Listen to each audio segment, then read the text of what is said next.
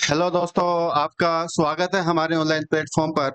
जैसे कि आपको पता है कि यूपी पीसीएस 2024 प्री का जो एग्जाम है उसका काउंटडाउन स्टार्ट हो चुका है। लगभग 27 अक्टूबर जो डेट निर्धारित की गई है आयोग के द्वारा, उसी के संबंध में एक हम वीडियो के माध्यम से आपको बताना चाहेंगे कि इस पेपर को कैसे आपको टैकल करना है। इन जो अब समय रह गया अगस्त, सितंबर और अक्टूबर का, तो उसके रिस्पेक्ट में कुछ एरिया हमने आइडेंटिफाई किए हैं कि किस एरिया को, दैट मीन्स किस टॉपिक को कितना वेटेज देना है और किस हिसाब से किस टॉपिक को कितना पढ़ना है। अगर मैं यहाँ से बात करूं कि जो यूपी पीसीएस का जो पूरा पेपर है वो 4 पिलर पर टिका हुआ है। 4 पिलर दैट मीन्स ऐसा नहीं है कि हमको और सब्जेक्ट नहीं कवर करने करने हैं, बट इन 4 पिलर पर सबसे ज्यादा फोकस करना है क्योंकि मोस्टली पेपर जो है यहीं से कवर होगा।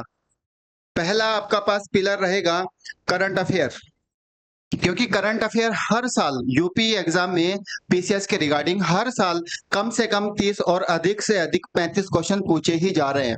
पिछले एक साल का जो भी करंट न्यूज में है उसको वो पूछने की कोशिश कर रहा है। और इस पूरे स्फेयर में अगर मैं बात करूं, इस पिलर के बाद मैं बात करूं आपसे, इस पिलर में हमारे पास अपॉर्चुनिटी रहती है कि 30 में से आप लगभग 27 से 28 क्वेश्चन सही कर सकते हैं अगर आपने पिछले एक साल का करंट को गो थ्रू किया है अच्छे से। दूसरा पिलर है हमारे पास साइंस। साइंस में 20 से 22 क्वेश्चन, ये वेरी कर सकता है नंबर, लेकिन अगर मैं पिछले कुछ 6-7 सालों का ट्रेंड देखूं तो मुझे ऐसा लग रहा है कि लगभग 20 से 22 क्वेश्चन वो पूछ ही रहा है हर साल। अब आपको पता है कि साइंस में क्या क्या वो बात कर रहा है। साइंस में रहेगा आपके पास फिजिक्स, केमिस्ट्री एंड बायो, लेकिन हमको जब साइंस के सब्जेक्ट को प्रायोरिटी में लेके आना है तो क्या क्या लेके चलना है। तो इसमें हम सबसे पहले पढ़ेंगे bio, then chemistry and then physics. अब हो सकता है आप ये ऑर्डर यहां पर चेंज कर ले कि मेरे को पहले फिजिक्स पढ़ना है देन मुझे केमिस्ट्री पढ़ना है। इट्स ओके, ये पूरा आपके ऊपर पे निर्भर है, बट बायो इज फर्स्ट क्योंकि नंबर ऑफ क्वेश्चन अगर मैं बात करूं वो बायो से पूछता है। बाद में मैं आपको ये भी बताऊंगा कि कहां से साइंस के टॉपिक को कवर करना है। तीसरा पिलर है इसमें polity, Indian polity. Indian polity में यूपी पीसीएस में अगर पीवाईक्यूज देखें वो डायरेक्ट क्वेश्चन पूछ रहा है आर्टिकल से, पार्ट से, कॉन्स्टिट्यूशन के कौन से बॉडी को कौन अपॉइंट कर रहा है, ठीक है, कौन से आपका पार्लियामेंट क्या है। तो उसके कंटेक्स्ट में पॉलिटी से अगर क्वेश्चन में देखूं तो हर साल 20 से 22 क्वेश्चन पूछ ही रहा है वो। अगर 20 से 22 क्वेश्चन वो पॉलिटी के पूछ रहा है, 20 से 22 क्वेश्चन आपका साइंस का पूछ रहा है और 30 से 35 अप्रोक्स लगभग वो करंट अफेयर से पूछ रहा है, तो आप यहाँ से सेफ जोन में एंटर कर सकते हैं। और चौथा फिलर है आपके पास इन्वायरमेंट। इन्वायरमेंट से बिल्कुल बेसिक क्वेश्चन पूछ रहा है, वो एक्ट से पूछ रहा है, वो बॉडी से पूछ रहा है, वो आपका प्रोविजन पूछ रहा है, बेसिक डेफिनेशन पूछ रहा है। और हर साल 10 से 12 क्वेश्चन इन्वायरमेंट से पूछे ही जा रहे हैं।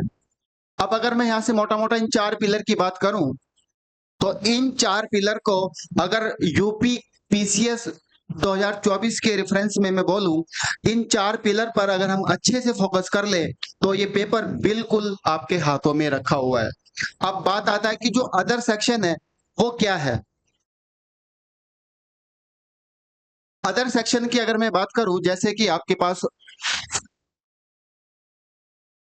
Polity, environment and modern history. फिर आपके पास आएगा geography,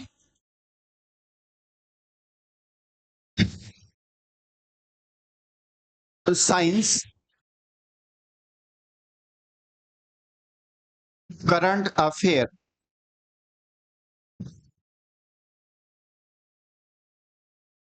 ancient history, medieval history,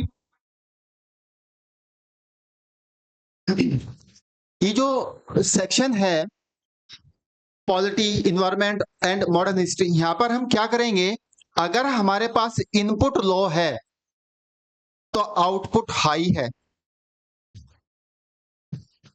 मतलब कहने का यह है कि अगर हम इन तीन सेक्शन को कम समय भी दें तो हम इसमें अच्छा आउटपुट गेन कर सकते हैं, बट हमको इसमें देखना पड़ेगा कि पी वाई क्यूज किस रेफरेंस से वो पूछ रहा है, क्योंकि कोई भी एग्जाम अगर आप दे रहे हैं तो पी वाई क्यू का एनालाइज करना मस्ट है, तो ही हम बता पाएंगे कि वो पेपर टिपिकल है या हार्ड है, या कौन सा पिलर उसका स्ट्रांग है, कौन सा उसका कमजोर है, और कितना किस टॉपिक को मेहनत करना। लेकिन अगर मैं पिछले कुछ सालों की प्रश्न पत्र को एनालाइज करूं तो मुझे ऐसा लगता है कि ये जो तीन टॉपिक हैं इनका इनपुट बहुत कम है, मतलब कम समय में आप इनको तैयार कर सकते हैं और आउटपुट इनका हाई है।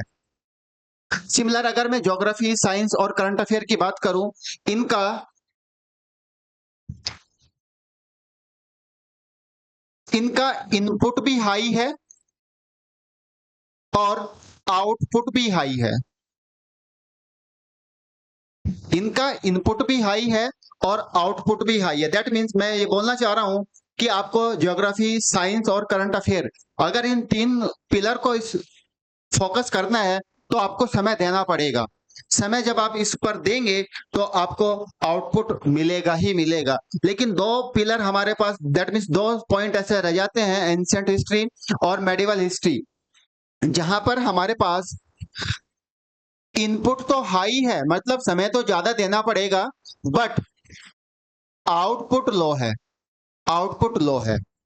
एक बार को हो सकता है आप मेडिवल हिस्ट्री के क्वेश्चन टैकल कर जाएं, बट यूपी पीसीएस का जो पिछला कुछ सालों का जो एंशिएंट हिस्ट्री को लेकर के ट्रेंड रहा है उसमें बड़ी डिफिकल्टी फेस आ रही है। तो एंशिएंट में अगर वो बात करें जनरली 6 से 7 क्वेश्चन देता है, और क्वेश्चन ऐसे देता है कि आप घूम सकते हैं। तो मेरा ये मानना है कि आपको पढ़ना है, ऐसा नहीं कि स्किप करना है। लूसेंट वगैरह की जो बुक रहती है उसको पढ़ो और जो पीवाईक्यूज है उसको एक बार कंसीडर करो। अगर एंशिएंट हिस्ट्री से आपके पास 7 क्वेश्चन आ रहे हैं, अगर आपने 3 क्वेश्चन भी निकाल दिए तो इट इज एनफ, क्योंकि 50-50 के पास आप जा रहे हैं। ठीक है, तो इस पे ज्यादा परेशान भी नहीं होना है कि भाई मेरे को एंशिएंट नहीं आ रहा है। ठीक है, क्योंकि अगर हम बात करें, इसका जो इनपुट कॉस्ट है वो हाई है और आउटपुट कॉस्ट है वो लो है। तो ये थोड़ा आपको सब्जेक्ट को प्रायोरिटाइज करते हुए चलना है कि किस सब्जेक्ट को कितना पोर्शन पे, कितना प्रायोरिटी पे रखना है। पॉलिटी, इन्वायरमेंट और modern history, geography, science, current affair, ancient, medieval, ये ऑर्डर आप रखेंगे। ये ऑर्डर के अकॉर्डिंग ही आपको प्रिपेयर करना है। ये थोड़ा ध्यान रखेंगे कि किस पोर्शन को कितना इनपुट देना है और क्या मिलेगा आपको। यही आपको डिफाइन करेगा कि हमको किस सब्जेक्ट पर कितना समय देना है। अब फिर बात आती है हमारे पास यूपी स्पेशल। यूपी स्पेशल को अगर हम पिछले कुछ सालों से देखें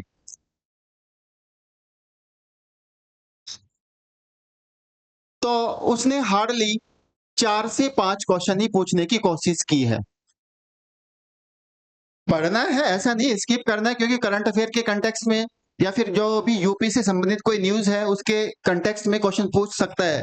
तो यूपी स्पेशल के रिगार्डिंग भी आपको फोकस करना, लेकिन ये लास्ट के समय में करना है।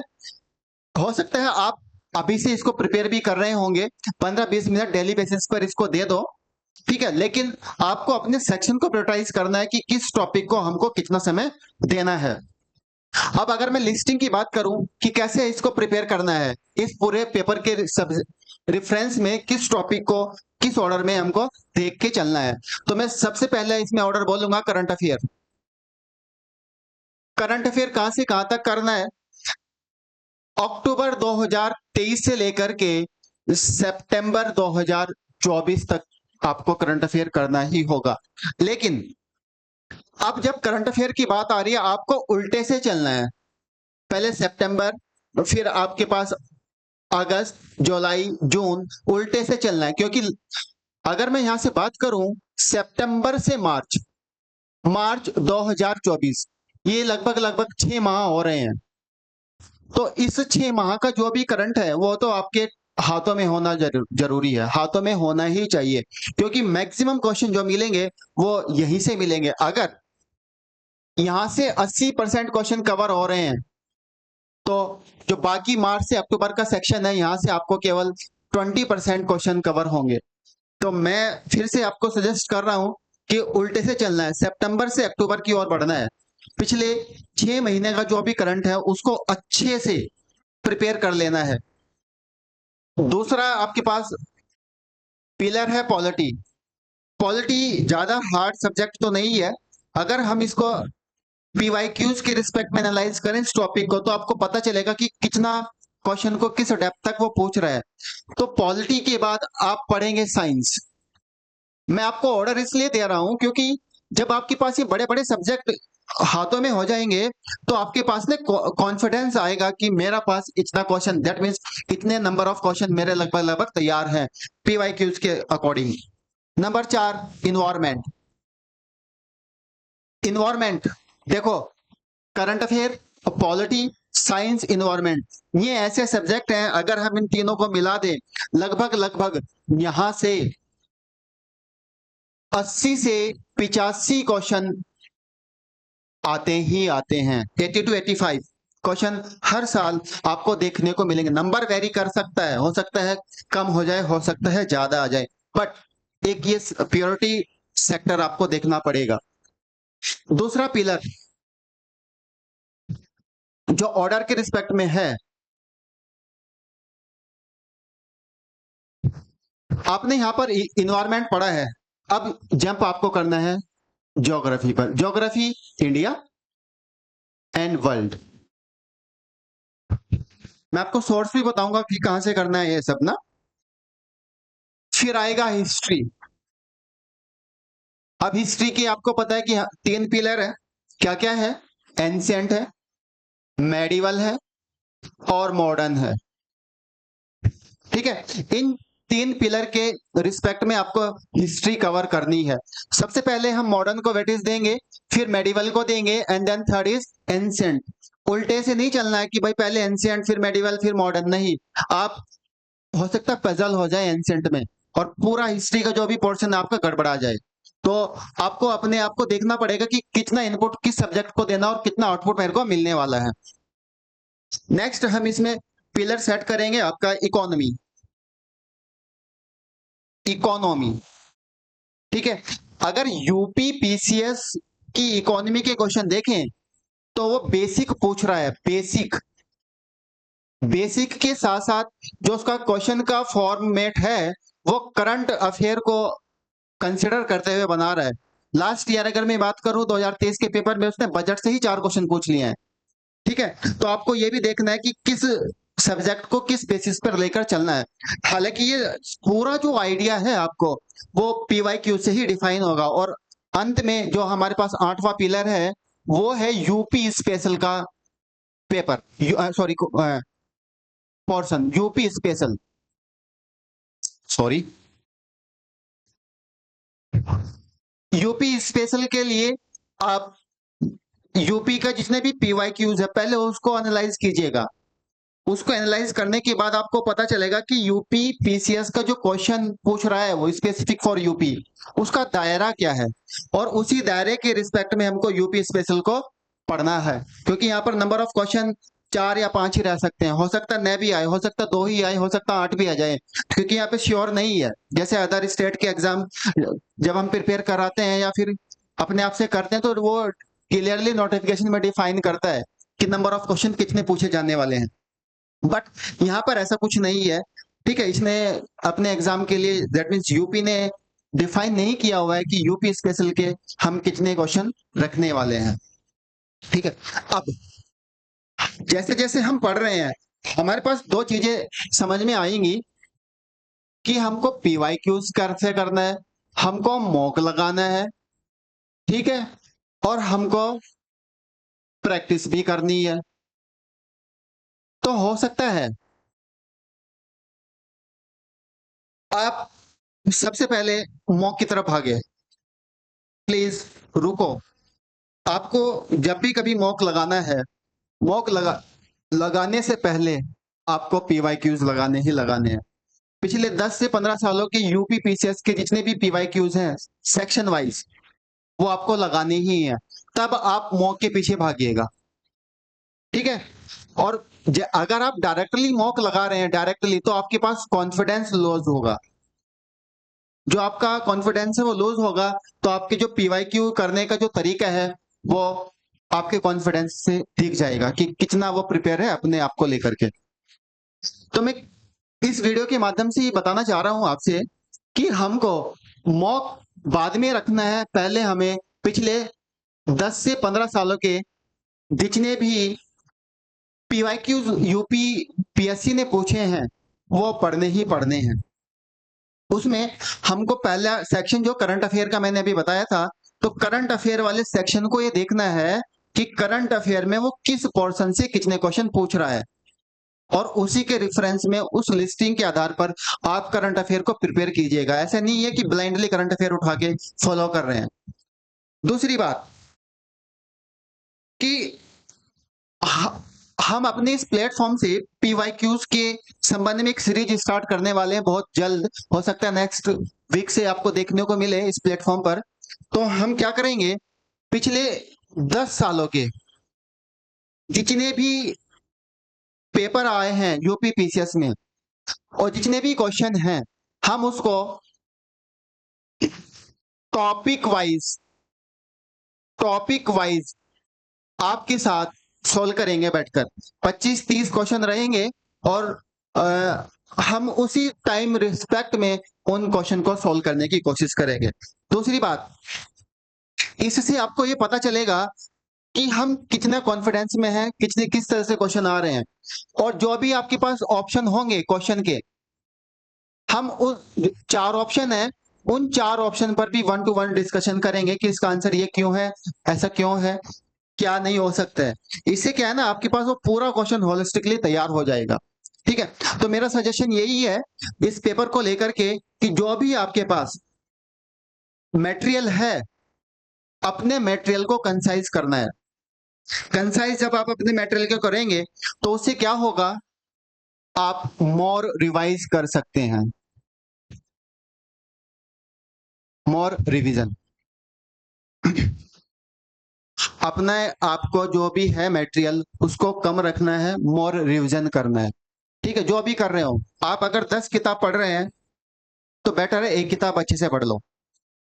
मोर रिवीजन की है इस एग्जाम को, क्योंकि ये आपको पता ही एग्जाम है, सिंपल नहीं है, वन लाइनर नहीं है। जैसे कि अगर आप पिछले कुछ पेपर पत्र को देखेंगे, प्रश्न पत्र को देखेंगे, तो आपको एक आइडिया मिल जाएगा कि इस क्वेश्चन में किस तरह से वेरी कर रहा है। ये वो स्टेटमेंट बेस्ड भी क्वेश्चन पूछ रहा है, इवन करंट के क्वेश्चन भी स्टेटमेंट फॉर्म में दे रहा है एज लाइक यूपीएससी। ठीक है। अब बात आती है मॉक की। जैसे जैसे आप आगे बढ़ रहे हैं टॉपिक के साथ साथ आगे बढ़ते चले जाएंगे, तो उसमें मॉक कैसे देना है। हर संडे एक फुल लेंथ टेस्ट देना है। हर संडे एक फुल लेंथ टेस्ट देना है। टाइमिंग अपना वही रखना है जो टाइमिंग आपका पूछा जाता है। ठीक है। क्योंकि ये जो टाइमिंग है इसी के आधार पर आपको क्वेश्चन पे भी सॉल्व करना है रियल एग्जाम में। अब जब आप फुल लेंथ टेस्ट सॉल्व कर रहे हैं तो यहां पर 2 चीजों को फोकस करना है। स्कोर फोकस नहीं करना है कि मेरा स्कोर कितना आ रहा है, केवल आपको अपनी जो रॉन्ग क्वेश्चन हो रहे हैं, रॉन्ग, उसको देखना है कि मैं कहां पर लैक हो रहा हूं। क्योंकि ये रियल एग्जाम तो है नहीं, ये केवल और केवल वो क्वेश्चन है जो आपको प्रैक्टिस फॉर्म में लेके आ रहा है। आपको पता चल जाएगा कि किस तरह से मैं टैकल कर रहा हूं इस क्वेश्चन में। फिर दूसरा जो पेपर होता है इसमें, वो है सी सेट। सी सेट में आपको पता है कि क्या क्या रहेगा। कम्युनिकेशन वाला पोर्शन रहता है, रीजनिंग रहती है, सिंपल मैथमेटिक्स रहता है, हिंदी रहती है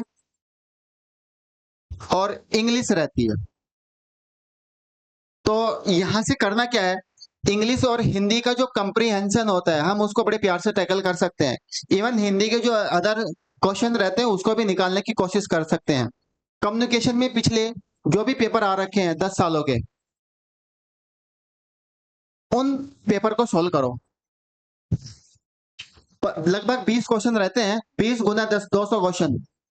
उन 200 क्वेश्चन को जब आप सोल्व करेंगे तो आपके पास कम्युनिकेशन का कोई दायरा नहीं रहेगा कि कुछ छूटेगा। सिमिलर रीजनिंग, ठीक है। मैं इस प्लेटफॉर्म के माध्यम से आपको कम्युनिकेशन की जितने भी पीवाईक्यूज हैं पिछले 10-12 सालों के जो भी आ रखे हैं पर ईयर मैं सोल्व कराता चलूंगा आपको इसी कड़ी में, ताकि आपको एक और हो सकता है अगर मैं कुछ अच्छा कर पाऊं आपके थ्योरी के कंटेक्स्ट में कम्युनिकेशन में, तो वो थ्योरी पोर्शन भी मैं आपको यहाँ पर डिफाइन कराने की कोशिश करूंगा कि कैसे थ्योरी पोर्शन को करना है, ठीक है। अब